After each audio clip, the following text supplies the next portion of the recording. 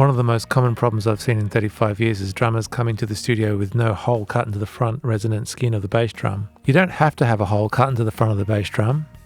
Jazz drummers probably don't want to, rock drummers probably do want to, and metal drummers probably always do. So your options are having no hole cut into the bass drum, having a small hole cut into the bass drum or a large one about half the size of the skin, or having no bass drum front skin at all.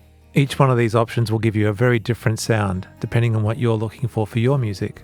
So the reason for having the hole is it gives you more options for placing the microphone. You can place it outside, looking in, near the front of the hole, or all the way inside. Another important part of getting the bass drum sound you want is having the appropriate beater. These come in felt, plastic and rubber, wood. All of these produce a different sound. Softer materials will give you a more rounded sound, and harder materials will give you a harder and snappier attack. Think about the sound you want to create and get a beater that gives you that sound. Also think about the pad. It not only protects the front of the skin, but changes the sound depending on what kind of material it's made out of.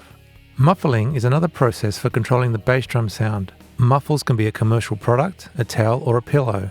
How you place the muffle has a big difference to the sound. It doesn't need to touch both skins, or it may not even touch either skin. Experiment with this and listen to the way it sounds in your music.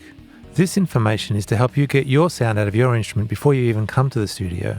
A lot of musicians talk about how an engineer pulls the sound, but in reality this is actually a collaboration. You bring the tone you want, and the engineer brings the skills to best capture it.